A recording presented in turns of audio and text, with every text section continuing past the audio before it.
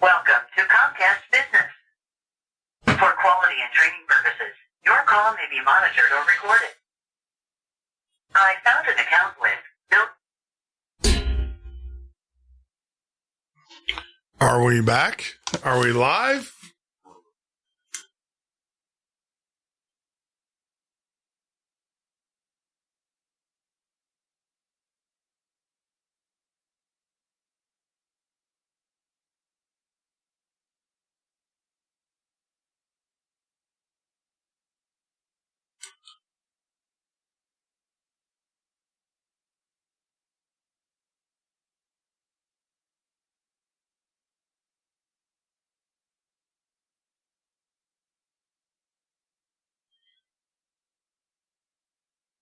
Hello, everybody. It looks like we are back. How bizarre. We've had this. No, this is all right, guys. Stop picking on people in the chat room.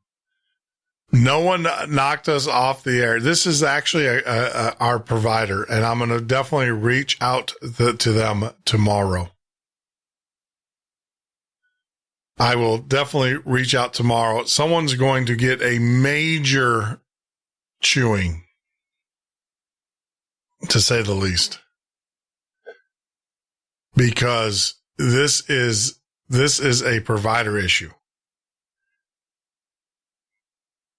And I can tell you guys that, so hopefully you guys will come back. But I will tell you that this is definitely a provider related issue. And let me tell you why. We have some of the most sophisticated firewalls in the system. So you can't do a denial of service attack against us. You could try, but you can't do it. We have spent a tremendous amount of money on our network. And I can tell you without a doubt, because there are consequences for the network disconnecting. There are network serious consequences for those that did it. So, hey, Joseph, that was kind of bizarre. Yeah, you're showing offline there. Yeah, well, our whole show went. I mean, this same thing happened last night during a show that I was doing with Sasha. The same exact thing, and a lot of people are out there going, "Oh, they're blaming people for taking us off." No, this is a network issue, and I can tell as people slowly come back into YouTube. I am confident that this is a quality of service issue at the network level.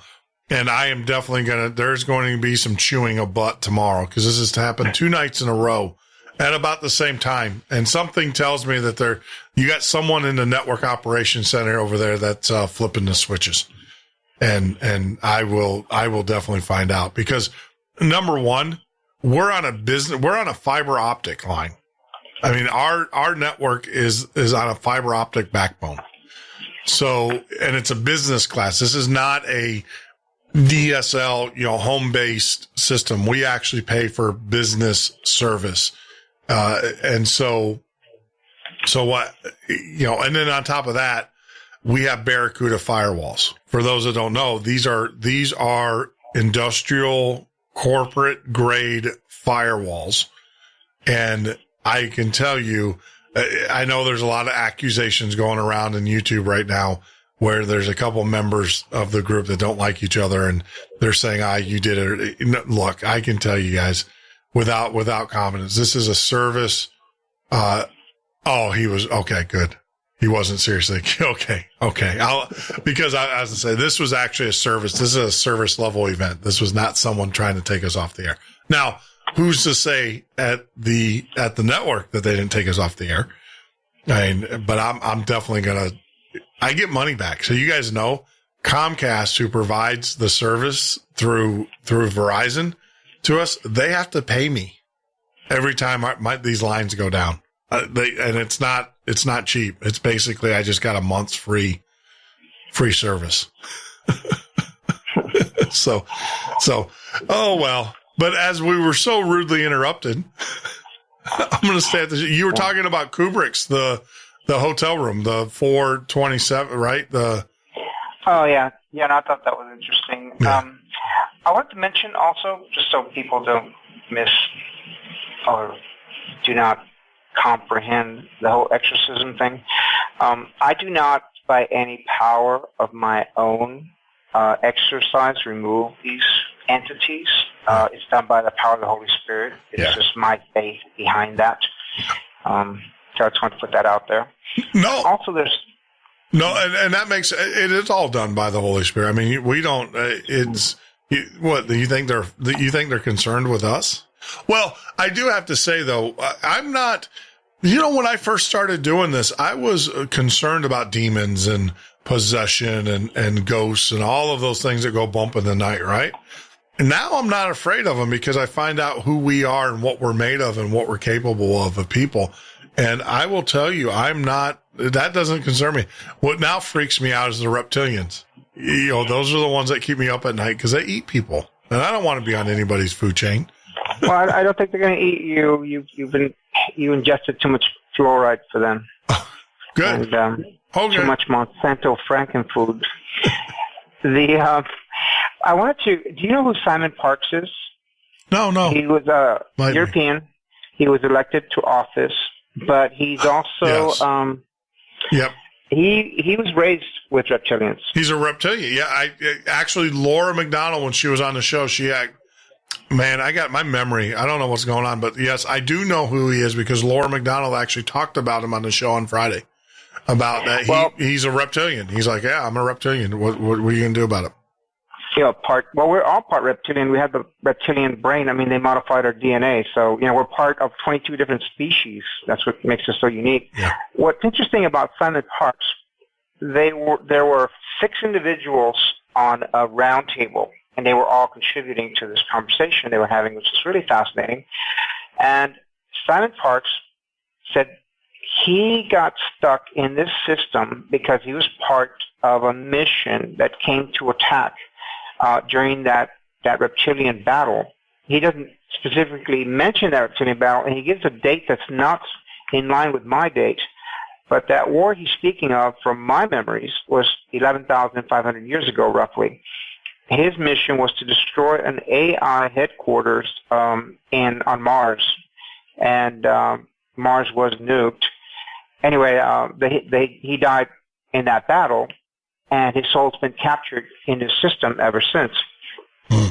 So anyway, he's not the only one. There's another group that lost an entire battalion, 3,000 of their members, and they have not been able to get them back in this, also lost to this system. And what I discovered, what came to me in pieces and messages and visions and other things, that world, the one called Tiamat, the one that was on this side of Jupiter, the AIs created a prison planet. And it's really ingenious when you think about it, especially if you start thinking in terms of the Matrix. You have these pesky humans that doesn't matter how many times you kill them, they come back. And it can be like Cochise or Crazy Horse or Patton or Rommel or Caesar. Their souls are just, they're always these really great warriors. They're charismatic. People follow them, and they seem to be able to figure you out, and it's difficult to stop these guys. Hey, Joseph, this is the clock kicking in here. So can hold that thought, and then we'll come back. Sure. And everything. So, everybody, we are back on the line. Tell your friends, send the message out. Let them know that we are back. And no, we didn't get hacked. Like I said, this is a service level issue, but we'll be back in a few minutes, and we'll continue this conversation with our very good friend Joseph Reyna. 5 Eagles. This is the Midnight Ocean with Jeff Norton on the Paranormal State Radio Network.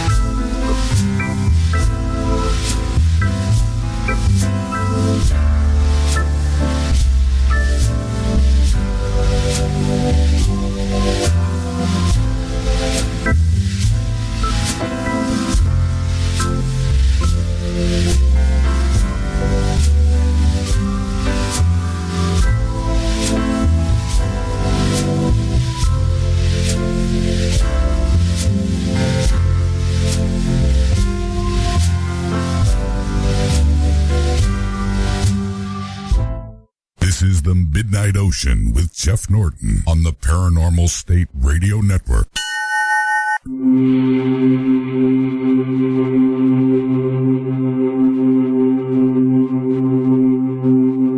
That is right, Andrew. This is the Midnight Ocean Radio Show. We are back. we are definitely back. I guess we need to do a little bit more housekeeping here before we get on with our conversation with Joseph Reyna at Five Eagles, joining us on the line. We've been kicked off a couple times already tonight. And yes, there is actually a service-affecting outage that's going on. It's actually nationwide is what it's looking like. It's kind of scary stuff. Nah, it's not scary. That's what's going on right now. So if you are up in the New York area, Chicago, it looks like all the major metropolitan areas. What is going on? What don't they want us to communicate with each other? Yeah, it's almost like every major metropolitan area is down. Makes you wonder. Makes you wonder. Well, while we're still up, though, we're going to take this time to tell all those people who are joining us for the first time. If you are joining us for the first time, it's very important that you hit that YouTube button, especially if you are listening to us on YouTube. The other thing is, which is really cool that we have done, and for those that get out to our website, if you haven't been out to our website, you need to get out there. Because there is so much information that we have put out there for you, the listener. The main one is these little buttons right here. The iPhone and the Android. That's right. We have our application. It is done. It's on the right-hand side. So if you have an iPhone or an Android, you can download and store these shows right on your phone. What's really cool is it automatically brings in the archive. So all of our old shows appear, as well as our new ones, our live ones. How cool is that? Technology is a great thing. We're going to stay connected 24/7. I'll talk about connection. I will definitely be making some phone calls tomorrow with our provider to talk to them about their quality of service. Last 2 nights, we've been knocked off the air. About the same time. Well, last night it was 11:46. Today it was 12:11. So we will definitely communicate our displeasure with our provider. And if we have to, we'll get another one. We'll get a backup to a backup to a backup. There is this thing we have done, and I've done it before, where we use the cellular network to broadcast these out. But of course, does your modem auto restart? No, I don't have a modem. I have what they call a MUX, underground resistance, because we actually have fiber that runs into the studio. This is business. This is not this is not a home service. This is actually business class. We pay a ton of money for it. But the good news is that when it goes out, we get a ton of money back. So yeah, there's not a modem. It actually comes in to a professional, to a MUX. That it comes, it's fiber, and then from there it gets distributed. And then on top of that, we have firewalls. We actually have physical, it's not ones that we built. We have managed firewalls through Barracuda, who manage our laws. Yeah, I've been around this block. When I did the other highly charged, and I do apologize for keeping keeping Joseph in the background there for so long. But yeah, so I'm laying out, Joseph, if you're here, I'm laying out, there's people in the chat room asking about our network.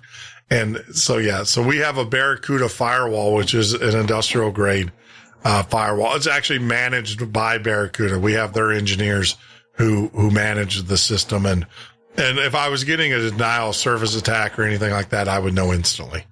These guys are great. I mean, Barracuda if you are a small business or even a large corporate entity, they have different levels. And we actually were fortunate enough. I picked up a couple Barracuda firewalls from a corporate client of mine a while back, and Barracuda was like, yeah, we'll support you. And, so they do all the upgrades. So it was a network outage that took us off the air clearly. And it, you know, it's weird. I don't know. Did you see? Well, you're not watching, Joseph. You're not watching on the on the YouTube, are you? No, I've got your website up. Oh, do you? Yeah, because if you go to the YouTube, it's weird. I'm looking at the YouTube outage map for Comcast, and it's like every major Chicago, Detroit, from all the way from Boston all the way down to Virginia. The whole eastern seacoast is red. Miami is red. San Francisco is red. Los Angeles is yellow. It's like every major city is down. Houston, Atlanta, Nashville. I did mention that the UN troops were already seen here on U.S. soil, and they're moving all that heavy equipment all over the country right now, and UN vehicles are all over the place. I'm wondering if they're testing something, if they're actually testing a way of breaking communication, because right now I'm getting video. All right. So I'm letting people go. All right. I'm in Chicago. How's your internet there? Well, are you Comcast, number one, and Underground Resistance Network? Who's out there in the chat room? I'm asking them a question. Are you guys Comcast? And well, obviously you're in the chat room, so your internet's working. But I am getting, on my YouTube feed, I'm getting very video output low, which I can tell you that my speeds are phenomenal. I just did a speed test just to test everything, and my speed is up there. So that's weird. I don't know. I think there's something going on. And, you know, let's talk about that since you brought that up. Just a few seconds, a few minutes ago. Not sure. It might have been horrible the past week. Yeah. See, I think there's something going on, and this might go hand in hand with what you were noticing. I've seen pictures all over the internet of UN, UNESCO trucks and tanks being moved all throughout this country. When you say you got blue helmets, I mean, have you actually laid eyes on these blue helmets? No, my friend did. I called him about the currency reset. Looks like they're going to try and do it October 1st. Wow. Yeah. I received some paperwork from someone who's, they're part of an organization that's dealing with this, and seems they've gotten the go-ahead for everything. So, of course, they'll be expecting all kinds of rioting or whatever, and I guess that's what they're here for. Wow. But UN troops really aren't to be feared.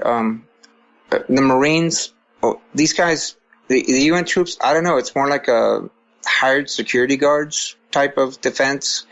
I've never really seen them stand up to anything. Of course, the Marines we have now aren't like when I went through old school. I remember hearing that when they took Kuwait, there was a bridge that Marines were holding, and that the Al-Qaeda had fought them back, taking the bridge. And I'm thinking, oh my God, a platoon of Marines, 75 dead Marines all over that bridge. And then I hear, but there were no casualties, luckily. I'm thinking, what? Marines don't retreat. You die on that bridge. Yeah. You know, I don't know what they're teaching these guys nowadays. Well, and I think it's important. You are a Marine, correct? I was a sergeant. Yeah, I don't want to say former, because you're never a former Marine. You're always a Marine. Once a Marine, you're always a Marine. And by the way, thank you for your service to this country. I appreciate it. And my family does too. Yeah, you're absolutely right. The Marines don't run. And we were talking about that last night with our guests that we had. Apparently we supposedly don't have troops in Syria, but yet there's a special forces group that is working out of Syria. And the guest that was on there last night was saying that the same thing is that these Marines retreated. Marines don't retreat. They follow orders. They were ordered to retreat. They would have stayed there until the last man died. But of course, you got to keep the casualties down, because then when you have people dying in foreign countries, that's weird. There you go. That's what happens when you go. That's what happens when you go to different websites. What is this? What the heck? That was weird. That's what happened to you. I'm showing people, and I'll just get off there. I'm showing people some of the articles that were being posted about the UN troops in Texas on the internet. And yeah, they're here, guys. And a lot of people will be like, well, they make their vehicles. No, those UN vehicles are not made here in the United States. They're actually made in Great Britain. So they were shipped here. They weren't made here and being shipped out to the United Nations. They took the Comal County Fair out there in New Braunfels, just between Austin and San Antonio. And it has really high fencing around it with barbed wire on top. And there's a whole bunch of tents in there, hospital tents, and a lot of porta potties, about 200. So this is being turned into a FEMA camp. Yeah. Yeah, Underground Resistance Network says that the UN trucks are actually being parked at the Kellogg's plant. So go figure that. I mean, Kellogg's, obviously food, right? I guess keep people from raiding it. Gotta have my cornflakes. We were talking about the reptilians, and I think this part's really interesting, and you'll find it quite interesting. Yeah. The reptilians, they have 7 different like caches, I guess they call them, the caste system. Yep. And the reptilians that are the rulers, they're white, blue eyes usually, and they have horns, sometimes a tail or wings. And the other ones, of course, don't, and they're, of course, genetically modified or bred for it. The warriors, though, are about 12 feet tall, incredibly muscular, telepathic, very powerful. Their skin feels something like a pineapple. And apparently when they kill a reptilian, their bodies sort of self-detonate. They explode.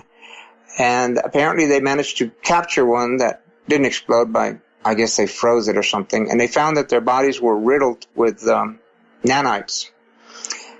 And apparently they're in league with some kind of AI, and this is just stuff I've been hearing, and it makes sense, the reason why they destroyed that planet. The humans were the ones who were on that planet. Anunnaki are pretty much human, they're not reptilian. And when the reptilians were winning, they were ordered, apparently from Central Command, to destroy that world, because that world had the black goo on it. There was a prison planet. And I had mentioned that this ancient system was still operating, even though whoever created it was long gone. And the AI had figured out that these particular humans that were really troublesome, or any species with a soul that was troublesome, what they had to do was place them on this world, this special prison they created. And you weren't being tortured or punished or anything. It was actually a very nice planet. And they figured the more they oppressed these individuals, the more they excelled. So they just kind of gave them everything they needed. And when they died, you've heard, go toward the light. And now you're hearing people say, don't go toward the light. Don't go towards the light, yeah. Yeah, because that shocks your system and sort of wipes your memory. And you are basically born again on the planet. You don't escape. There are lights out there that are the golden white, the blue, and the magenta colors. Those are not this particular device. And it's a perfect system for capturing people. Apparently, though, when our little world was ripped apart from that world, I don't think the main AI computer was part of it. It sort of got disconnected from it. And so the nanites weren't receiving information anymore, what to do. And I think that's why the black goo just seems to try and make repairs on whatever organic material it finds. But the prison planet system, those sensors, we apparently brought enough of them with us that it's kept the planet as a prison planet. And that it just kind of makes sense why the reptilians would have wanted that technology. I get it. So the black goo is kind of, it doesn't have a home or whatever. Right. So now it's kind of just it's in maintenance mode. Yeah, I think that's what it is. There's also the work I've done in studying the work of Dolores Cannon. As she mentioned, something horrible happened in the future, and Earth was part of it. And volunteers were sent back to be born here on Earth. I think I covered that a little bit with you. Yep. These volunteers, which are many of us, we don't get caught here like that because we were sort of commissioned to come here. They guide us back out of here. The ones who were trapped here, though, from other times, or maybe are not aware that you don't go toward the white light, they do seem to keep getting recycled. And the planet, you can't just have a baby and a soul automatically, develops inside this child. And speaking with Sophia Stewart, the lady who wrote The Matrix and The Terminator, which is the first part of The Matrix, she was explaining to me what she meant by The Matrix. Women were designed quite different from the men by the Anunnaki. They had to actually create a Stargate within the female. They have a much better immune system, much faster thinking brains, and they actually have the ability to create a Stargate because that's the only way they can bring a soul through. And when they create the body for the soul, it has to harmonically resonate with the soul so it can be captured by it. And in the Bible, specific passages, one that spoke of those who pass through the womb are mine, they must pass through the fire, being a reptilian phrase for all the firstborn are mine. You must, sacrifice them to me in the fire. It now says matrix, doesn't say womb. And she said that word appears 6 times in the Bible, so it comes right out of the Bible, which is really fascinating. The original word was matrix, and that's where she got the word for that. And this being a lot like an illusion, a simulated, kind of like a holodeck. Yeah. And when the shields of the earth fall down or start weakening, you start seeing all these things. Now, I guess the clouds are coming through, but you'll start seeing the dire wolves are being seen. These are extremely large wolves. And that same individual that was speaking about those people disappearing in the national forest. Yep. There'll be someone like ahead of everyone just a little bit, and all of a sudden they're gone and no one can find them. And when they do find them, it'll be years later, and all their clothes will be neatly folded as if they were brand new, just laying in a pile, and the body will be found not far from there, or they'll be found in a really remote, hard to get to location, if they're found at all. But now they're also reporting seeing werewolves, and when people come back with rifles and guns or whatever, the ones who actually saw these things, the dogs stop. They do not want to follow that trail. They want to go anywhere but on that trail. So let's say somebody hallucinated, they saw a werewolf. Why would the dogs be acting like that? Yeah. So apparently the Stargates are, I don't know, maybe with the shield weakening or something, it's causing splits in dimension, and the dimensions are merging one with another. That's supposed to happen in the what they call the end of time, end of days. Yeah. The dimensions start meshing one with another. Wow. So I wanted to add that information. I don't know if it helps anybody out there. Well, that's important. I mean, as you're talking and stuff, I'm trying to get the author of the Missing 411, David Paulides, on the show, because I talk about this and people are like, no, that's not how it. Yes, he's got a whole series. It's called Missing 411. Just put it in Google. Put it in Google if you have Google in your area. And he basically has taken all of the missing reports where people just they just disappear, and they're in the national forest, they're in the park services, and see that, and that creates an issue because because it's federal parkland, local police don't have jurisdiction. So the men in black show up to investigate these cases, and they remain unsolved forever. And it's a problem. And they, like I said, if you had, individuals, if you had local law enforcement, I think that they would get to the bottom of this pretty quickly. But these individuals usually aren't out there by themselves. They're usually with a group. They're with a group. Yeah, exactly. Turn their backs on him, and then he's gone. Yep. Yeah. The Missing 411 books that are out there. He's a journalist, and he reads the accounts, and a lot of the stories where people are walking, you got 3 or 4 people that are walking. Yeah. Some cases where the person in the back is gone, disappears. You have other cases where the person is walking in the front and they turn around, something happens that causes them to lose their attention, and they're gone. You got people that are sleeping in tents together, and the next morning, the person that's there, the sleeping bag is all, like you said, all kind of nice and neat, not disheveled, and that person's gone. It's just, yes, there is and this is a documented issue in our national parks. The problem is that when local law enforcement are called to the cases, and I'll let David, I need to get him on the show. I've been working hard to get him. He's just, busy. He's actually writing another series of books, but, on this, he's found another area that this is happening in. But the thing is that, these people are disappearing. The local police are called, or they're called in, and then they get pushed aside by the feds. The feds come in, and of course, nothing ever happens. And the local police are like, well, but they can't do anything because it's a national forest. So it's a federal issue. Well, the FBI, they just like, yeah, whatever.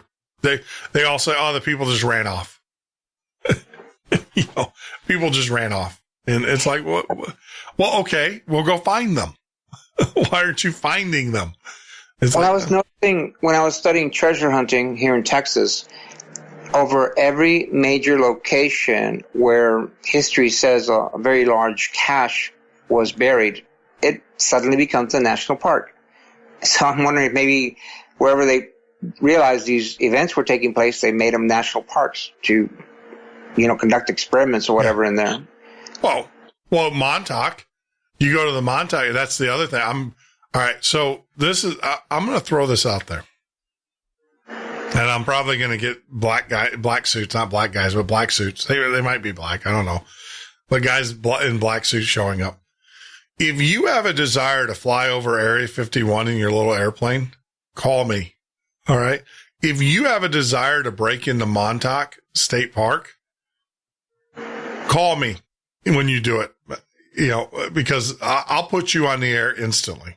I will, whatever I got, because Montauk, a lot of people don't realize Montauk, where a lot of the time travel, there's still something going on there. I have it in good faith that there's a security guard there.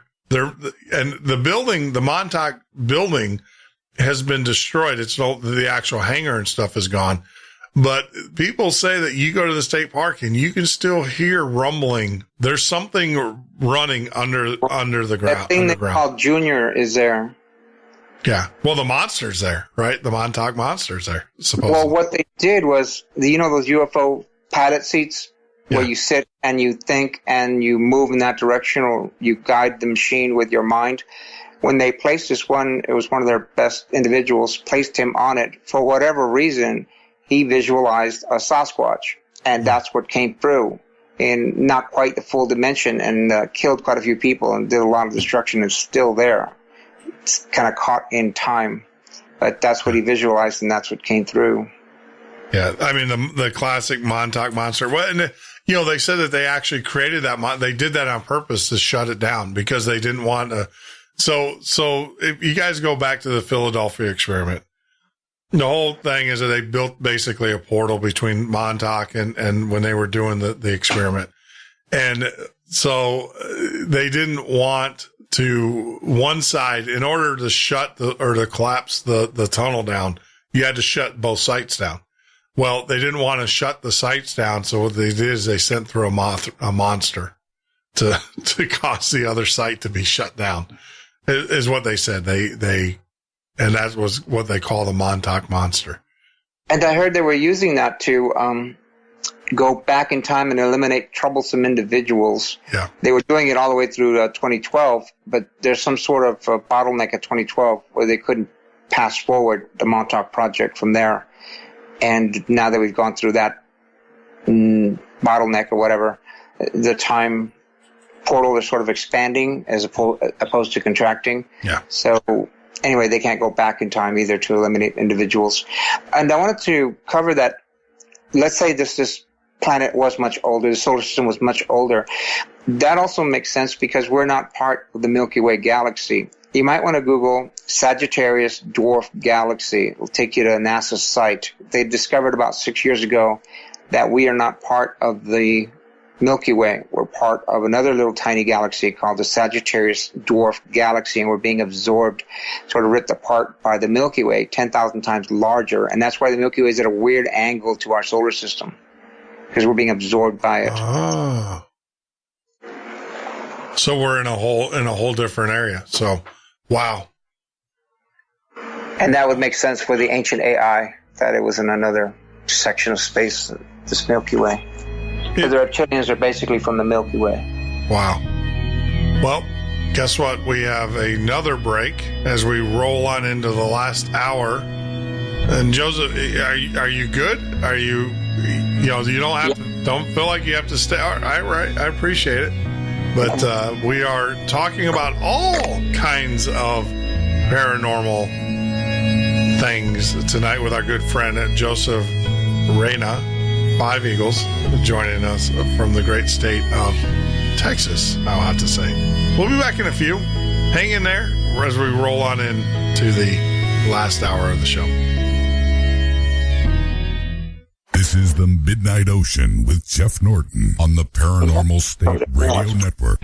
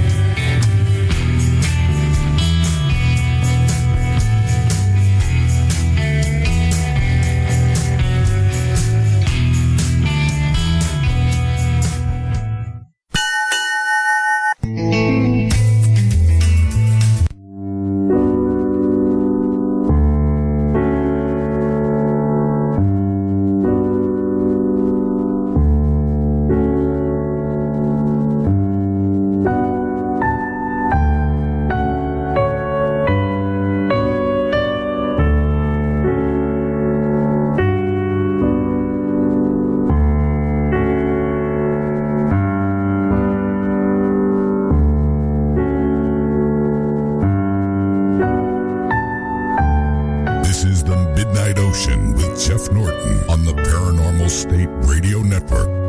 Yes, it is, Andrew. This is the Midnight Ocean radio show and a podcast. I am your host, Jeff Norton, and I can be heard every weeknight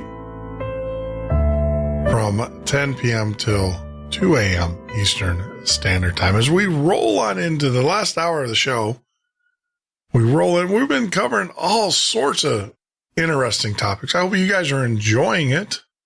I kind of like this format. Maybe we need to have a little bit tighter, let you guys know what we're going to be talking about. But, yep, as we are filling in. So yeah, John, I have to let you that, Rob Skiba did not join us tonight. We, had, I hope we had a confusion in the schedule, and I hope it's nothing more than that. Those things we can repair. I hope there's nothing going on, but we've been unable to reach Rob. But that's okay, because adversity makes us stronger, right? In that regard. And, I like talking to Joseph. The Five Eagles is joining us on the line as we cover an eclectic range of topics. We've covered a lot, my friend, in tonight's show. Yes, we have. And when we were talking about the meteor strike at the beginning of the show, I'm glad it was not a comet. And any comet coming near the planet, they'll have to move it out of the way. Were you aware that in 1442, a comet did strike the planet? Chinese documented it, destroyed their entire naval fleet. No, I did not. There are maps in China dating back as far as 4,000 years that show the entire Americas, both sides of the continent. Yeah. And they had a name for it, and eventually became more of a legend. But when this blue comet hit, they call it the year of the blue comet, it struck south of New Zealand, and 2 fleets were down there. Each of these fleets had about 300 ships, the largest ones being over 400 feet long. One of the fleets was pushed by a tidal wave 400 feet up into the mountains of New Zealand. 700 feet into the mountains of New Zealand. The other fleet was smashed up against Australia. That was like 400 feet up into the mountains. And then there was a fleet off of Oregon. They were pushed 25 miles inland. And the fourth fleet, they don't know what happened to that one. But survivors from it said that the comet was coming down. The explosion pretty much destroyed their eardrums. And to look on the comet just burned the skin right off your face. And when it impacted, it left a crater 25 miles in diameter, and that crater is still there today. And that was in 1442. So they discovered it long before Columbus. That's why they find crossbows here that date way back, and those round-looking helmeted heads that appear oriental. Yeah. Yeah, I'm one of these guys that, I definitely don't believe that that Columbus was the first here. It's just that's mythology. To me, that's mythology. That's more mythology than Sasquatch or cryptozoology. That's most of our history, most of our modern history that they teach in school, I find the least credible of history. It's like I said, it's all molded. It's all molded and shaped and put in a nice little bow on it. So it's easy to digest. And I wish if I could go back and, how do I say this? If I could go back in time and look at the decisions I wouldn't change most of them anyways, because that's who I am today. But there's one thing I would have done is I would have taken the study of history a little bit more seriously than what I did. And then I would have and I wish I would have been exposed to the likes of Art Bell and some of Art Bell is really the grandfather of it all, a little bit earlier in my life, so that when I was in academics, I could have challenged the mainstream interpretations of history and actually shoot them down. in college, my history professor had a copy of the New York Times, and apparently we have a 10-year statute of limitations on classified information that they release, and they have a 25-year over there. So they released something that Winston Churchill said to Parliament, and what he said was, we must redouble our efforts. We must get the atomic bomb from the Germans before the Americans, so that we may drop it on the United States, and the sun shall not set on the British Empire again. And that would make sense if you look at D-Day. On D-Day, our soldiers stormed those beaches, and none of those pillboxes had been hit. The Navy, the British Navy, were famous for striking their targets. They hit 17 miles inland. There was not one single airplane providing cover for those soldiers. They killed as many as possible in that meat shredder. And the little floating tanks they were supposed to have for some kind of firepower, those were kept back by Monty. So they were just basically wasting as many Americans as they could over there. So when they turned on us, there wouldn't be so many to defend, to fight against them. So why didn't they turn on us? They didn't get the bomb first. Ah. So Winston Churchill actually said that? Yeah. It was in the New York Times. Winston Churchill, and I'm going to say anti-America? No, more pro-British, actually. Remember, we were colonies of Britain at one time. You just wanted to put the colonies back in order, I guess. I know that they were upset. Let's face it. The British were highly upset because the American did not want to get involved in the war. I mean, and most of our higher ups, you had Prescott Ford, or Bush, who was the banker for Hitler. You had Ford, the industrialist, obviously, who was a huge Hitler proponent. You had a lot so the British, there was a lot of schemes and scams. There was a great book that was written about cryptography. It's the history of cryptography. And one of the stories is that the British actually released a false story. So people don't know this. And it talks about how cryptography was used in the war. So the British actually falsified a Nazi plan to attack America. They encrypted it. They sent it to the Mexican embassy, and then it was supposed to supposedly fall in the hands of government, American agents, right? And it was this plan that that the Nazis were going to come in through the Gulf and they were going to attack our infrastructure and everything like that. Germany was trying everything it possibly could to get us into the war with them. And, we were all about, we'll ship you resources, we'll ship you oil, we'll ship you all that, but we're not going to, anything else. And, Britain did some pretty underhanded things that tried to get it. And it wasn't until, they sunk, they started to blow. Where Germany made the mistake is when they did the Wolfpack into our waters and they started blowing up ships in our waters. And then at that point we were like, all right, we're in the war. But, and of course with Pearl Harbor, that was the defining moment. Yeah, but that was another false flag sort of. Oh, we knew about, now that you look at it, they knew that it was coming. Have you ever seen Pearl Harbor? Tiny.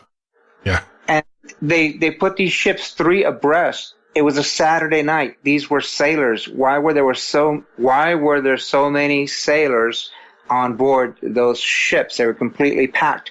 They were restricted to quarters so as many as possible would die on a Saturday night. So Sunday morning they got bombed. It's a Saturday night. How many guys are going to remain on the ship in Honolulu? Yeah. Now there's like I said, is that they had radar reports. They knew it was coming. That's not irrefutable. now is that they knew that the planes were coming long before.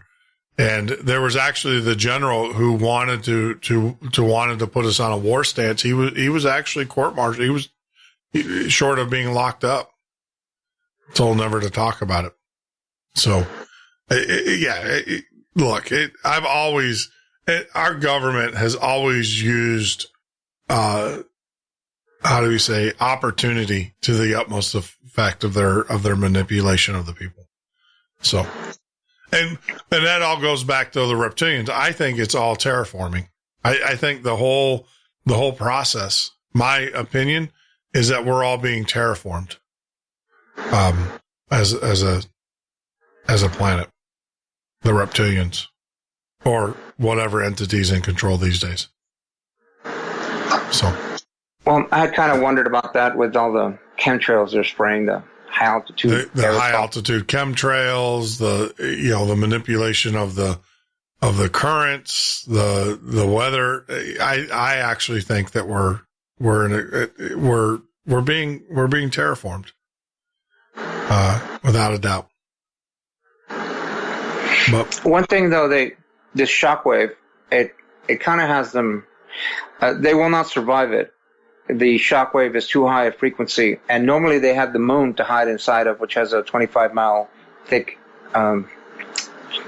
core of iron. But they don't have that to hide in, and from what I understand, this wave will go through pretty much all the matter, even on the planet.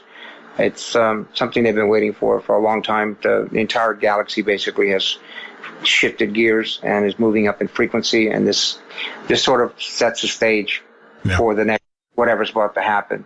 Yeah. And this light, by its very nature, it reprograms DNA when it hits it.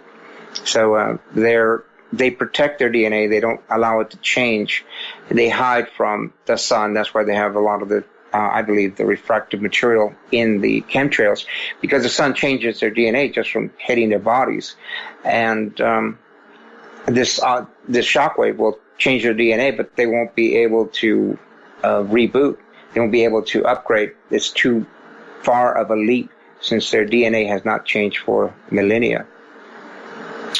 Gotcha. And that's, I believe, is their undoing. Yeah. They can't version in the software business. They can't version upgrade. They can only patch upgrade. They can't version. Not virgin, version. There's an S in there. Version. And hey, Joe, John in the chat room, because you're not watching chat, wants to know, he says, 5 Eagles, what do your legends, teachings, or vision say about what things will be happening in our heavens this year and next? There's something called the Hopi Prophecy. Part 1 has 4 parts. If you go to the Acolytes Quill on Facebook, I have that. That's mine. And I paste some of the best, documentaries and teachings that I've come across there. And that's one of the first ones you'll find. He pretty much nails it, what we're going to see. One of the last things, according to Corey Good, if you know who he is, he worked with David Wilcock. And when he said this, I understood exactly what he's talking about. One of the last things he said we'll see before this shift, this event, is we'll start to see dead ones, are not zombies, not ghosts, but individuals that have transitioned as if they're standing there. And it'll be mass sightings of this because the dimensions start to sort of blend one into another before the shockwave hits. And he said that's one of the last things we'll see. And if you followed what Major Ed Dames was talking about, the things they saw, they see an object falling from the sky. They think it's a space station. But now we have the Chinese space station falling out of the sky. It's a dead stick. And in the Hopi prophecy, it states that a dwelling in the heavens will fall to earth. And that's not the blue star they're talking about. The shockwave coming from the center of the galaxy, it'll be just above Scorpio's tail, and Sagittarius's arrow points right toward it. It'll seem like a blue star. It's almost directly opposite of the polar star in our sky. and it'll get bigger and bigger and bigger until it pretty much takes up the whole sky.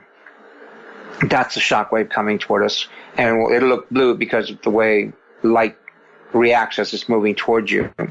Sure. He also said that right before whatever happens toward the end, one of the last things they saw, the remote viewers, was there are battles taking place. Let's say any skirmish around the world, take your pick, and all of a sudden they stop firing at each other, they stop shooting at each other, and they start looking into the sky and they start pointing, and eventually somebody stands up and is pointing, but they don't get shot. And then more people stand up, and pretty soon they're all standing up and just walking around and pointing into the sky, and then they all just kind of walk away and go home. And the remote viewers look, and they can't see what's in the sky. But I've seen it. I've dreamed that it's these massive ships moving through our skies. And ask any little child, they've dreamed these ships as well. But it's like full disclosure, I guess, because at that point, when you see that, all of a sudden your radical Islamic beliefs kind of go out the window as do the Christianity stuff. Yeah. When I wrote my book about Christ and what took place during the crucifixion, with the moon moving out of orbit, blocking the sun for 3.5 hours, and then going back into position, that's when I started trying to figure out, okay, well, where does the moon come from? And then I found out about the reptilians and the Anunnaki and the ancient galactic battles that took place, and the Nephilim wars where they won back the moon and took back the earth away from the reptilians.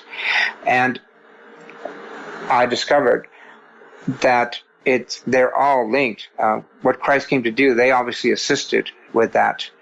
And we're supposed to be these star travelers eventually, but we've been down here on Earth, and there's been two major factions fighting against each other and using us as pawns. And a third faction has now come in, and they are more ancient than these two, and they sort of help this planet be the other planet, actually Tiamat, seeding it, putting life on it, things like that. And so they've come in, and they have far more capabilities, technologies, and powers, and they pretty much said, okay, that's it, enough. The humans will now be allowed to develop. And when I was writing the book, I wanted to leave stuff like that out of it because I was trying to convince Christians that Christ did exist. He was real. There is evidence for the resurrection, and he's not what we've been told, this demigod. He kept saying, we are the sons of God. He was human. He was 100% human, and he managed to become a light body. And that's what is about to happen to us when the shockwave hits. You cannot be afraid. And that's why I like exorcism, because it kind of teaches me not to be afraid. And like, you're going to that building, and I'm sure some things will be in there that'll turn you white. But if you have a strong core belief and faith, then they will not harm you. You will not fear as normal people would. And conquering that is very important, because you have to know that this energy is coming. It's not to destroy you. It's not a judgment. Mm-hmm. It is just the next phase of what's about to happen. So I believe these things are what's going to take place. And like I said, I wanted to leave that whole thing about the UFOs and everything out. And I did a month of meditation and asking for forgiveness from, I was having to sort of live through the shock and awe and sorrow and this reverberation, I guess, of the Christians who, if my story, once they understood it, it was going to really affect them. But then after all that was over, the Holy Spirit also decides to share with me, oh, by the way, your book is probably the only thing that will keep Christianity intact, because you actually covered this part of Christianity, that it's part of the entire understanding of who Jesus was and who we are. Sure. It's not apart from us. Sure. That's why you see so many UFOs in these ancient paintings. Yeah. Yeah. I mean, you can't deny. I love people who say, oh, that was just their imagination. Okay, whatever. You got to understand. It took time to do that. So they were just imagining, the amount of work and that it took, then the cave and the drawings and all of those things. I just kind of chuckle when I hear people say, oh, they were just imagining. It was their version of, what would you think if an alien race 2,000 years come from now and see a movie say aliens? Well, they would think it was a movie because it says movie, on it or whatever. It's just, I don't know. It's funny. Jeremy wanted me to ask you, he's in the chat room, please ask your guest if he has any thoughts or opinions on the person and or works of Jay Weidner, Weidner, Weidner. Are you familiar with his works? Yes, I am. He wrote the Secrets of Alchemy. That's actually a video. And he, that guy's dead on. His work with the shockwave and the Cross of Henday, and then Fulcanelli's information on the cathedrals is just astonishing. And the last time that shockwave hit the earth, the caves down in Peru saved them. That's what he figured out through his investigation. And he also came across this shockwave, and he met a physicist, I believe he is, Paul Laviolette, who wrote a book, Earth Under Fire, about this shockwave that strikes the earth, and the technology he had to use to try and find the evidence for it. It's in our ice core. Every 26,000 years we're hit with a shockwave. Again, the ancient 26,000 year great day. When this shockwave hits, it won't just be a shockwave. The center of the galaxy is becoming a quasar. It's a quasar already. It just lights up. So you get your great central sun that lights up for thousands of years. And we're in the darkest before the dawn, sort of. But Jay Weidner's research is incredible, and I do mention him in my second book and lead readers to him. Yeah, well, which is kind of wild because I had a conversation. I'm trying to think. 2 weeks ago with Joe Taylor and of course Dr. Aaron Judkins, but Joe was actually talking about the massive stones in Peru, in that area. And his thought process is that was to keep giants out. But you know what? If you're talking about the shockwave and the fact that they went into the caves, maybe it was their, how do we say, they experienced this massive shockwave, and then they're like naturally going, well, we need to build better defenses against this thing in the future. So that's when they moved these stones, the Peruvian stones, into place. Actually, it was the giants who put the stones there. Oh, so you think it was the giants? So you're along with Joe. Yeah, well, they have all those gigantic skeletons down there. I mean, he himself, Joe Taylor, has recreated some of these skulls. You can't take a baby's head and wrap it and get double the brain capacity he would have had, and then you also lose some of the sutures in your skull. You now have either none or only one running across. It's a totally different species right there. Yeah. Those were what they called, and L.A. Marzulli calls them the Nephilim. Yep. He just throws everybody in there, in that group. They were not the Nephilim. The Nephilim were only those born of the daughters of Adam and Eve. They had a soul, and they were great warriors. Genesis 6:4 at the end states, these were the heroes of old, the men of renown. And during the Nephilim wars, they saved us. They're the only thing that defeated the reptilians. They're the only species or race of warriors that has ever defeated the reptilians. The giants, on the other hand, when the Anunnaki had intercourse, married the regular females that had no soul, those creatures were selfless. Selfish. Much like our politicians, basically, with the incredible powers and speed, and they were also cannibals. And L.A. mentions that some of these were killed by lightning, and he says that the lightning bolts are still on the stones where these giants were all killed in this valley. Well, the weapons the Nephilim created were these giant cigar-shaped ships that fired massive bolts of lightning by tapping into 0 point energy and just unleashing it on whatever was nearby of a similar polarity or opposite polarity. So they would have destroyed them. And again, the weapons of Zeus being Enlil, the weapons of lightning. So that entire section, I would really like to talk about the Nephilim wars, what took place and how they were able to defeat the reptilians and where the evidence is for that. The moon is all that damage on the moon, those giant craters, those are not craters. That is damage caused by thunderbolts, massive lightning thunderbolts. Look up the Thunderbolts Project. One of the first things they mention. Yeah. Those are not craters. And it was the Nephilim who destroyed them. It was a fleet called the Tartarus Fleet. There were 50 ships in all. The largest one, 52 miles long, called the Pegasus. Wow. And the smallest was 16 miles long. It took them 2,000 years to build them. Wow. Well, Joseph, we hit our bottom break. We have one more segment left. Do you want to hang on, or are you? Sure. You're good? All right. So we'll take a quick break here. We'll wrap the show up. Get your questions in now for our guest, Joseph Reyna. 5 Eagles has joined us in place of Rob Skiba. So get your questions in now in the chat room as we wind down this cruise. This is the Midnight Ocean with Jeff Norton on the Paranormal State Radio Network.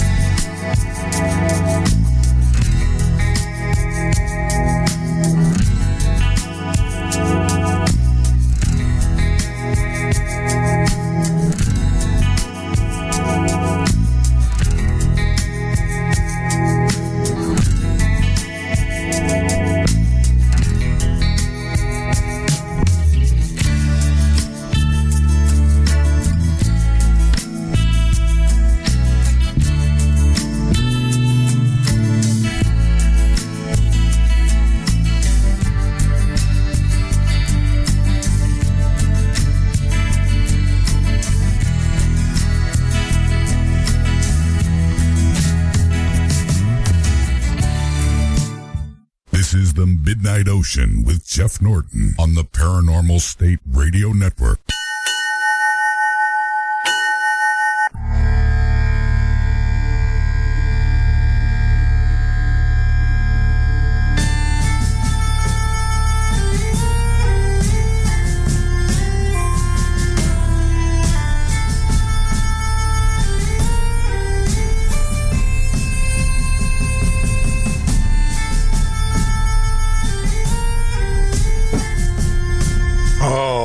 night as we roll on into the docks here in our last segment of the show. I hope you guys had a good cruise.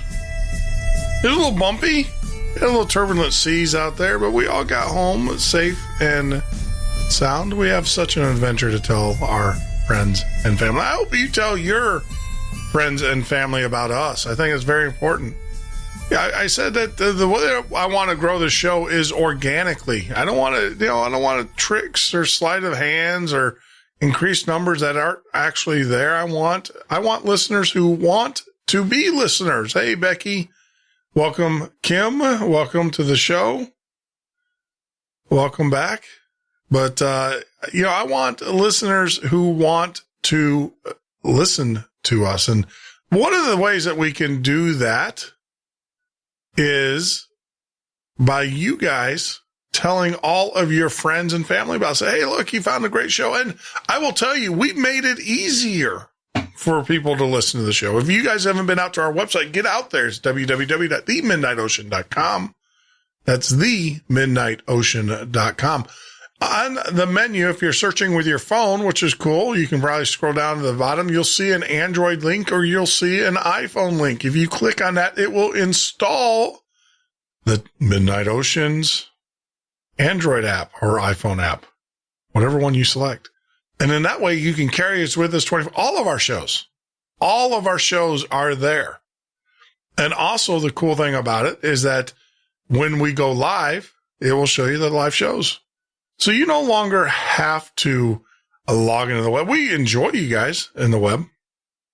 Don't get me wrong. I enjoy every one of you in the chat room, but this way it allows for a little bit easier access. You take us with you on the plane, on the train, in the automobile. And talk about train, heartfelt goes out to all of those in New Jersey. I want to let you guys know that we are thinking about you. The nation's thinking of you. And we will pray for your quick recovery, and also for the family who lost a family member. I think one was dead. Tragic. I've ridden in metro trains, and I've always wondered what happens when those things go astray like that. So I appreciate it. Hey, here's a little bit of relief. 4 states' attorney generals just filed a motion to stop Obama's internet transition. That's right. That was done today. So hopefully we can get that done.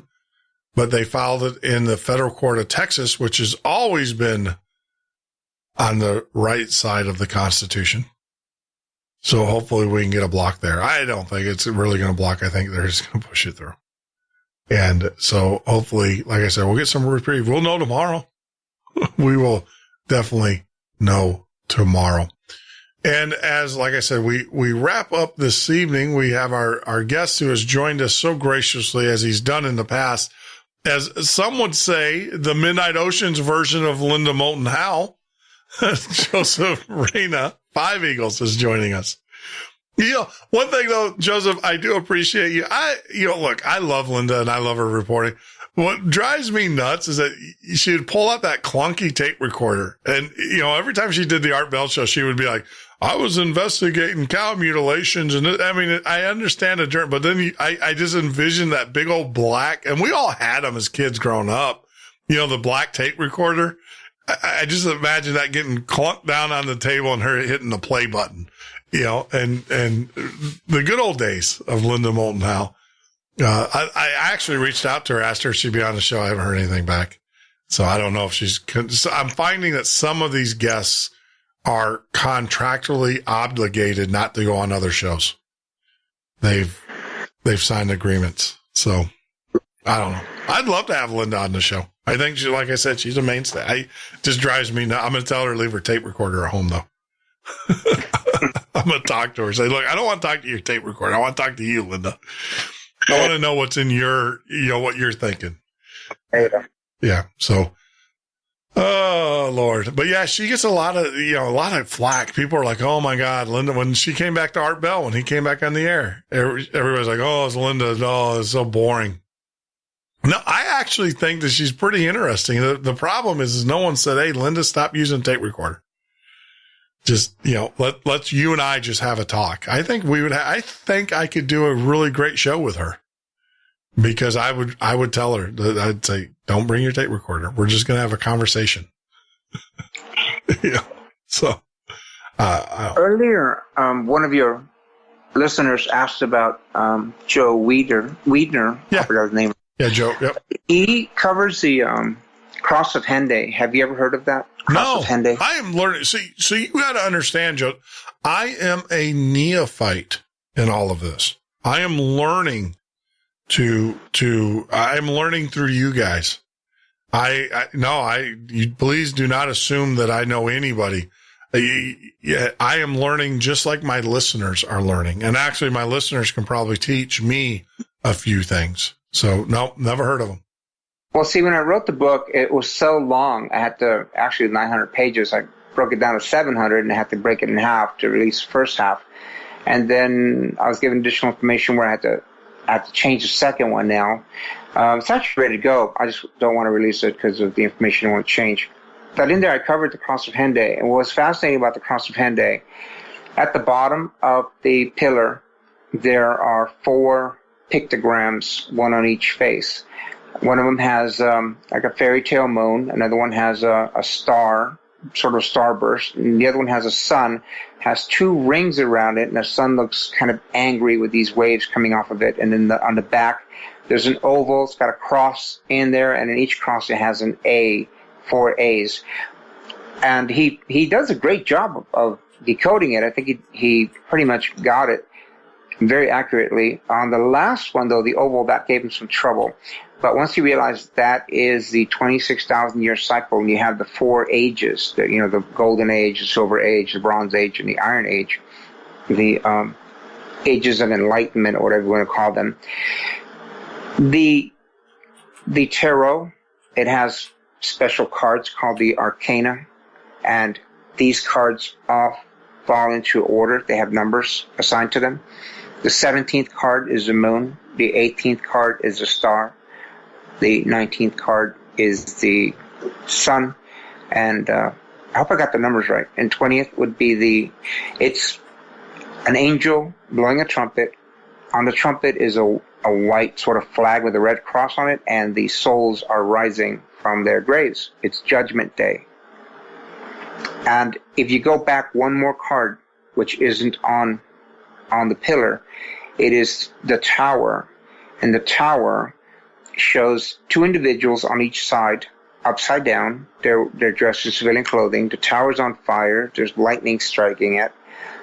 And the Illuminati wanted to send a message when they destroyed those towers. And you see people jumping off on the tower. The 2 individuals on each side, they've jumped off the tower. That's why they're in the air, upside down, in civilian clothing. And the towers are on fire. It means total ruin, total destruction.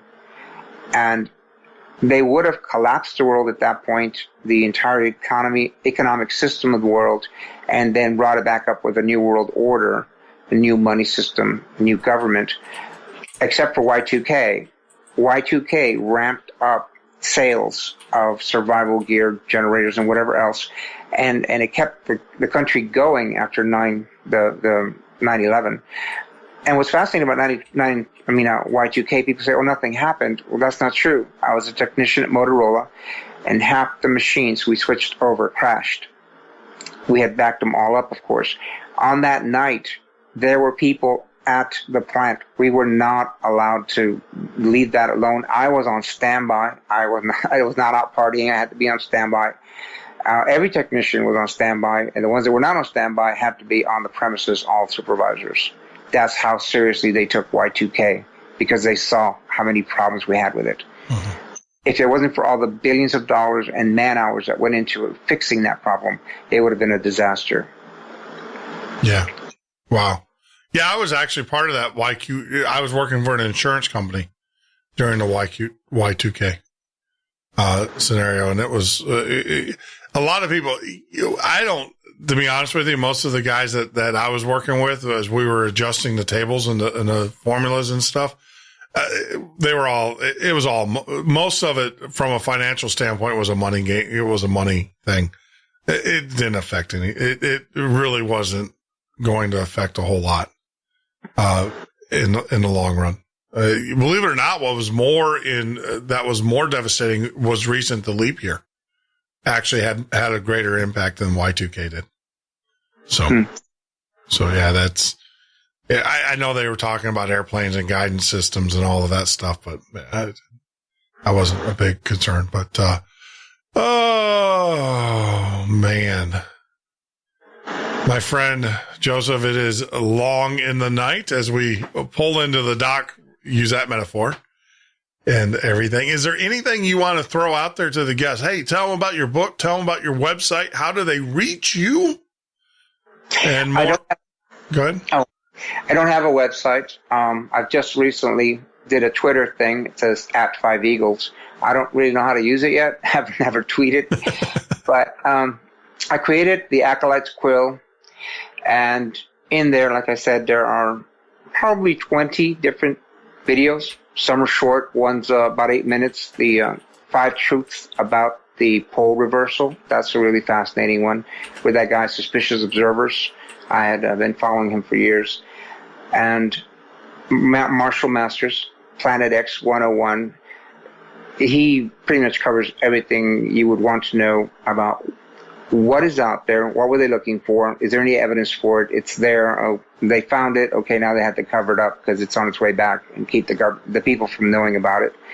And then you've got stuff about the Anunnaki. Gerald Clark, he goes into the genealogy, the different ranks, what they do, what they stand for, and pretty much the history of Earth while the Anunnaki were here and what they were doing. The Anunnaki are pretty much the gods you see in all the ancient pantheons. And he thinks that the one they call Yahweh would be Enlil, and it pretty much matches everything Enlil demanded of people. The bad one, the one they would call the shining one, Satan, that is actually Enki, and he's the one that created us and gave us the passion and made the body be able to grasp onto a soul, a creation of creator, an awakening, I guess, to a possession of a piece of creator within the form of the human body. So for that, he was in a lot of trouble because they didn't want that. They just wanted a mindless, simple being that did what was told. And once they left the planet, then they would die out. They were also androgynous, male and female. He created them both. So they were androgynous. It was Enki who specifically changed them and worked with the genetics to try and create, have them be able to procreate. So Gerald Clark goes into a lot of that. I've got pretty much everything that's on there. I have seen it. I have great respect for these individuals, and I hope you learn from that. It's free. Yeah. My book is called Incredulous. That wasn't going to be the name of the book. It had a rather long name at first. A Truth for a Truth and a Lie for a Lie. I still like that title, but it's too long, so I shortened it, and then I shortened it still further with this word because it appeared to me while I was driving. It sort of came forward, just hung there in the air. I could see through it. That doesn't usually happen.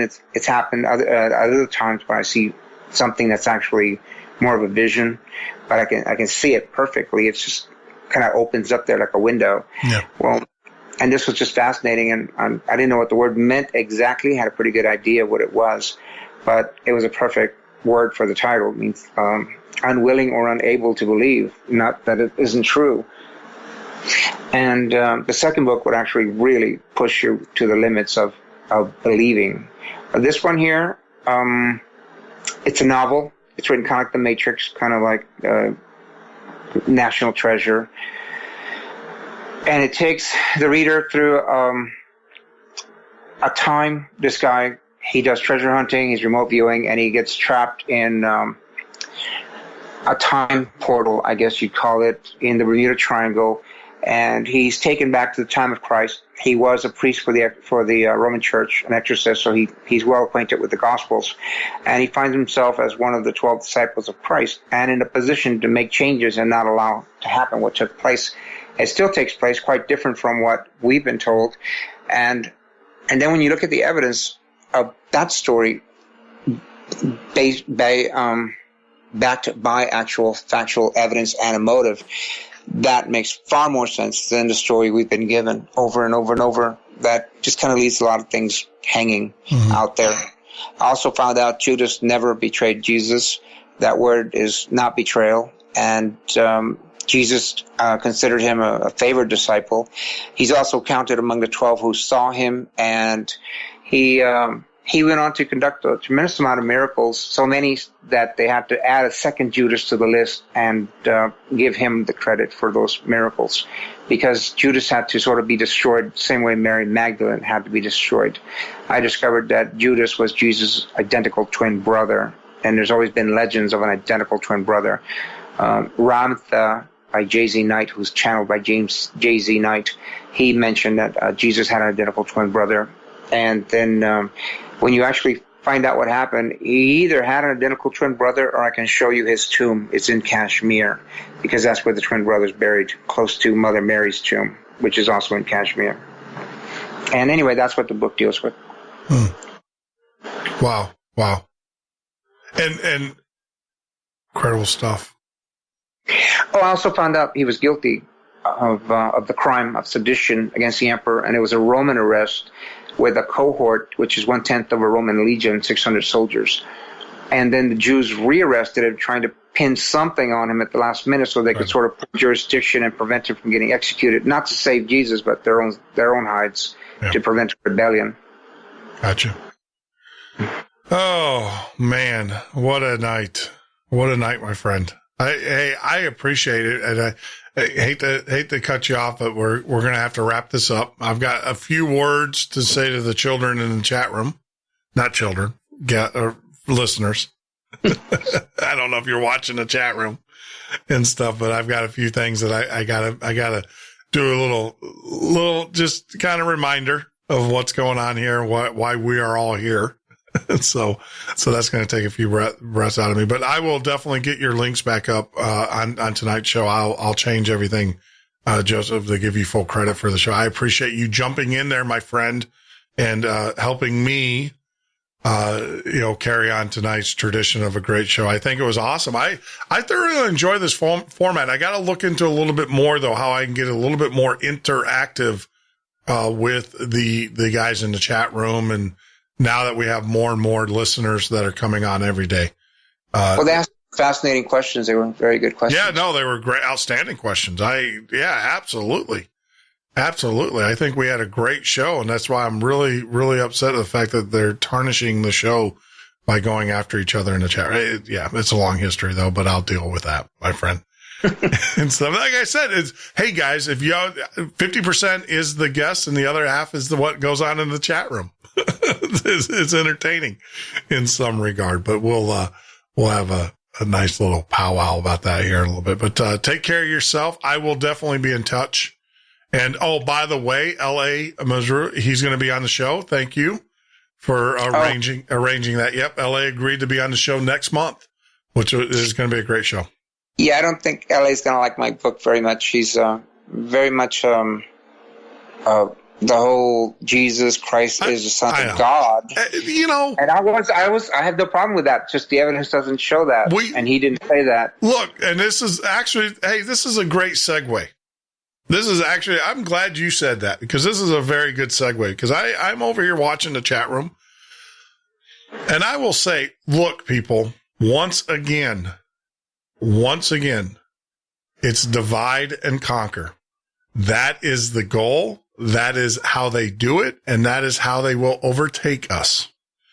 I understand people have different beliefs. People have different, as this show grows, we will have Muslims on, as guests. We're going to have Christians as guests. We're going to have Jews as guests. We're going to have all sorts of people as guests.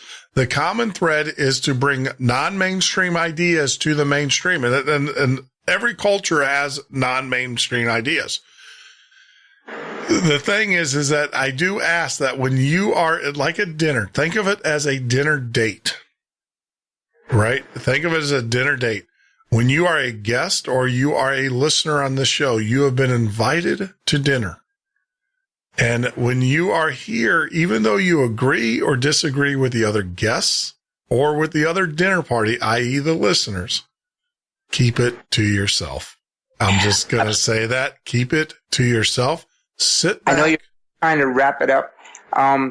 Jesus was the Messiah. Mm-hmm. He is the King of Kings. He is returning at this time because everything's falling into place. And there's a passage in the Quran, which I quote in my book, and he speaks of the 3 days of darkness. And he says, after the 3 days of darkness, you shall see the Son of Man, the Messiah, returning. And he's talking about Jesus, returning in the clouds of heaven, and he will unite the Muslims and the Christians under one banner. That is in the Quran. Yeah. And I agree. I think we're all going to become, and that's the purpose of Messiah. Messiah was originally brought back, and this is my teachings when I was at the Chabad with the Lubavitch. So the Messiah was brought back to unify the Jewish people.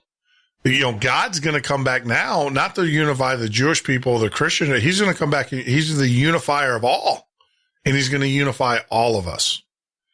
And that's and I get that. I'm with you, brother. I'm with you. And I can't wait. I mean, it's going to be a good time. So, well, take care of yourself. And like I said, I will definitely be in touch. I will be in touch. All right. Thank you for having me on the show. Oh, no. Thank you. Once again, come on. You helped me. For those that don't know, Joseph, actually, we were supposed to have Rob Skiba was supposed to join the show tonight, but please, everybody, all right, put everything aside. I'm going to address what's going on in chat here in a second, but let's be positive here. Put everything aside, what's going on right now. Rob Skiba was supposed to be on the show tonight, talking about his book and his projects and everything. He did not show up. So Joseph Renia, Five Eagles, jumped in. He's kind of like our Linda Moulton Howe. I don't want to, I think that's a good compliment, but he comes in and Joseph is always sending me stuff every day about what's going on. And it's dead on, guys. Dead on. So so we asked Joseph, and he took time out of his schedule to get onto the show and share his knowledge and what he's been doing research on with us. And I deeply, deeply appreciate those efforts and stuff. But let's talk about Rob. Rob didn't make it, and he didn't return a call or something. Please, everybody send out good energy to Rob and his family. I hope that he didn't show up because there was miscommunication. I hope it's on me. I hope it's my mistake that he didn't show up. But please, everybody, just put out that good juju mojo or whatever to Rob. And that's how we do things around here. No bad, no ill will, none whatsoever. The other thing too, guys, I'm not going to censor people. I don't believe in it. I don't, you guys carry on what you want to do and everything, but I do ask, just please be courteous. I understand there's bad blood. I know the history. For those that are in the chat room, I do know the history. We don't have to recant it. You don't have to IM me privately and stuff. I don't really, to be honest with you guys, I really don't care. All I care about is what you're doing now. And I don't care about the past. Everybody makes mistakes. Everybody aligns with the wrong people. Everybody has done that. I mean, I've done it in my past. I mean, listen to tonight's show. You're going to hear a lot about my past. And I get that. All I ask is that when we're here, because this is the other thing too. I want to address every listener that listens to my show. And right now we use the chat room to do that. When messages are flying by the screen on stuff that has nothing really to do with the show, it's hard for me. Think of it this way. It's hard for me because I make it a purpose, a specific purpose to try to address everything that's being said by the people in the chat room. And if there's things that are floating by there, maybe we have a new listener, someone who's never heard the show ever before. And when this goes on in the chat room that I'm seeing now, what makes you're hurting me. And if you like my show, please, do it somewhere else. And if that means I'm going to lose you as a listener, I guess I'm going to lose you as a listener. But do it somewhere else because you're hurting me. Because think about it. We have new people that come into the show every day. We're growing, right? We're growing right now. And they come in and they see you guys bickering about stuff. And I get it. I understand. Please, I understand. I do. I really do. But this is not the place for it. And and I'm just saying that, think of it that way. Think of it as a person who has never saw this show ever. And they were turned on to it by a friend of theirs. And then they come into the chat room, they're watching on YouTube and they see this stuff going. All you're doing is, you guys have your battles somewhere because all you're doing is hurting me. And you're hurting our show and getting it out there. So if that's your intention, then carry on. Then I know where your alliances are. Please, guys. Have some respect for me. That's all I ask. Right? Enough said. So without further ado, I just want to say thank you, guys. It was a great show. Great, great comments, great questions. That was outstanding. I appreciate it. I'm going to try really hard. Maybe I'll get another, let me see what I can, I know that's not your goal, but you got to think of it that way, guys. And I'm just going to leave it at that. I'm not lumping. I'm just saying, once again, I'm going to stress this one more. I'm not picking sides. I'm just saying, think of the optics of what has happened in there in the chat room. New guest or new listener comes into the show and they see this stuff flying through the screen. What's that going to make? What are they going to think when they see that kind of stuff? Right? It's just the optics. I'm not taking sides. I'm not saying so-and-so shouldn't have started it. So-and-so should have finished it. So-and-so shouldn't have. I'm not even going there. Think of the optics. Just think of that. All right. And, no hard feelings. I'm a peace, love guy. I forgive everybody because I'm not perfect.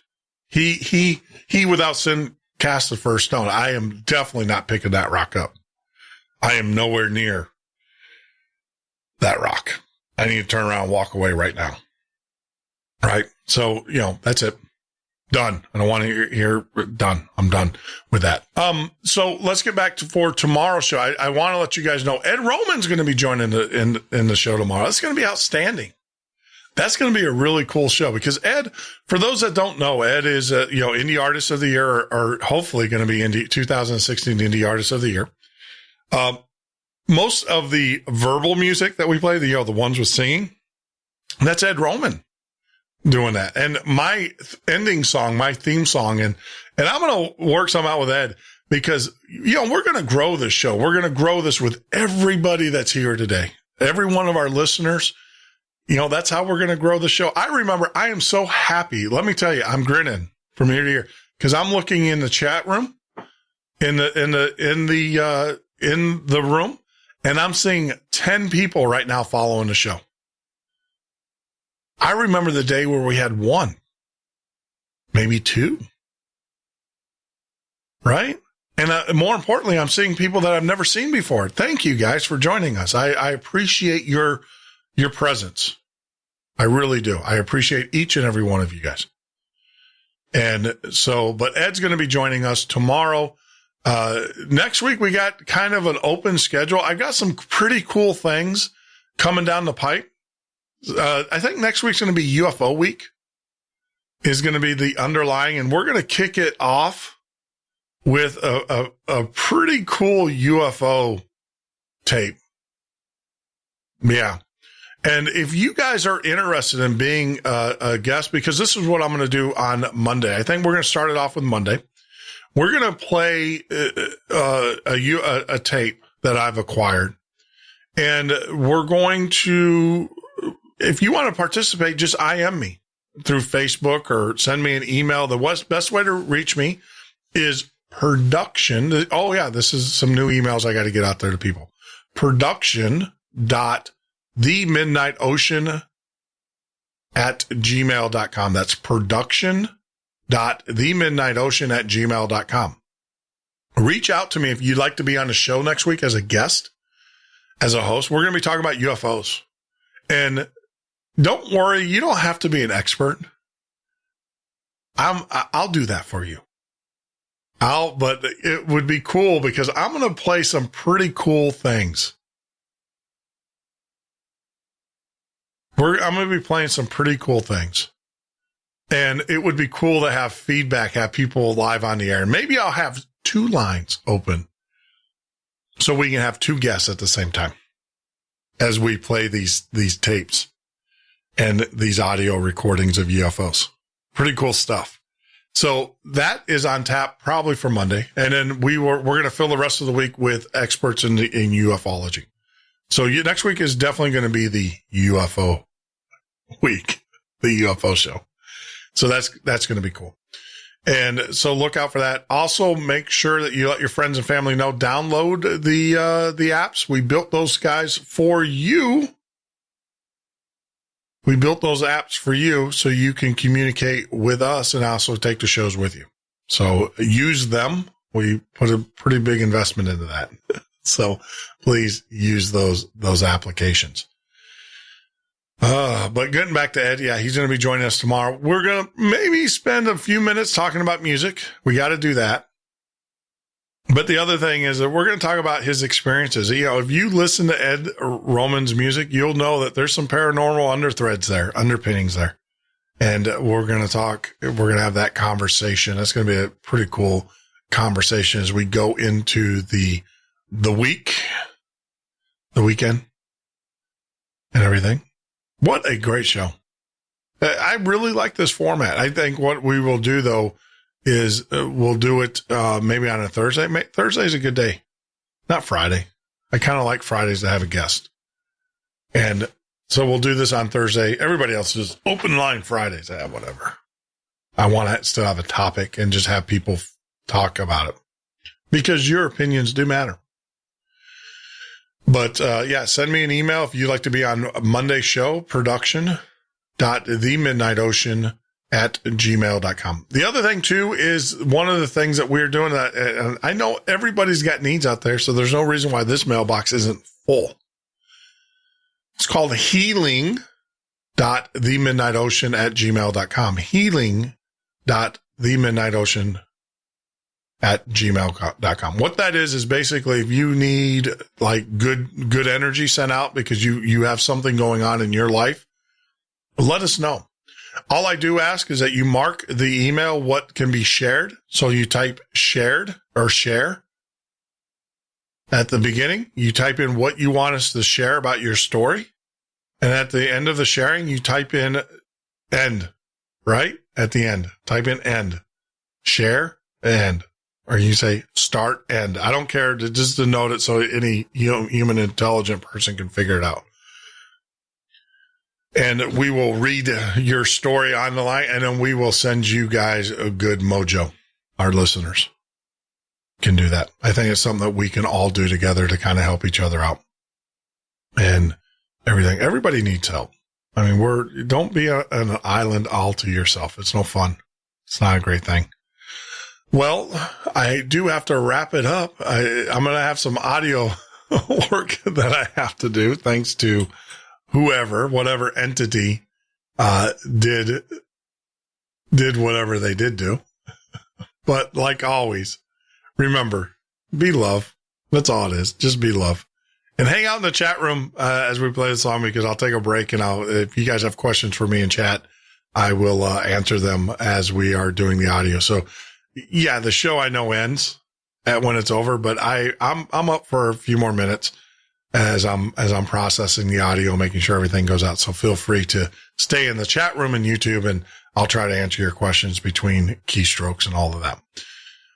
But you've been listening to the Midnight Ocean Radio Show and Podcast. I am your host, Jeff Norton. Make sure you join us every weeknight right here on YouTube or live through Spreaker on our website at themidnightocean.com from 10 p.m. to 2 a.m. Eastern Standard Time. If you're new to the show, new listener, make sure you hit that most important button there and subscribe on YouTube. That helps us out tremendously. Also follow us on Facebook by typing in The Midnight Ocean. You can actually join the listener group by typing in Midnight Listeners. And of course on Twitter by following us at the MN Ocean, at the MN Ocean. Be well, but more importantly, be love.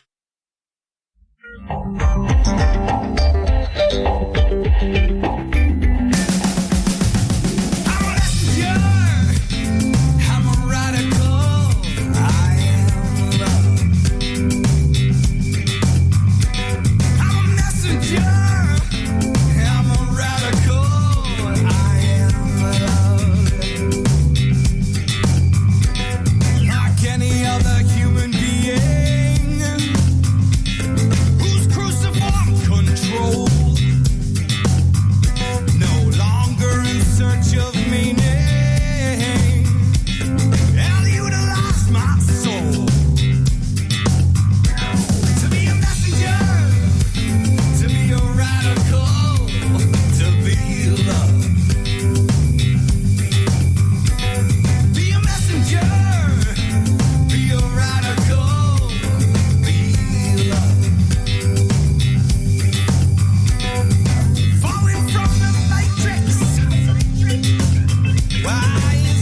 can set you free.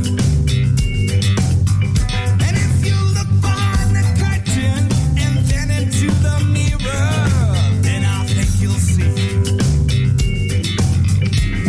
Be a messenger, be a radical, be love. Be a messenger, be a radical, be love, be love, be love.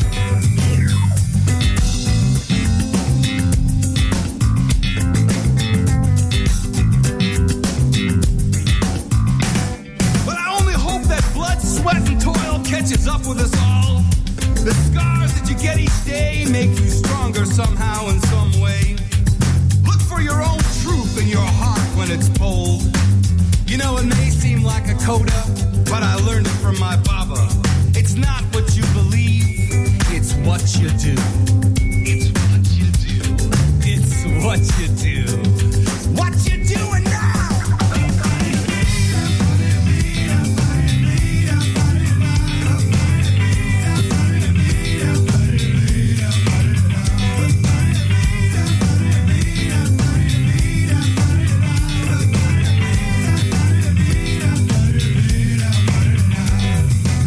Like a vibration occupation in a fraction of an inch.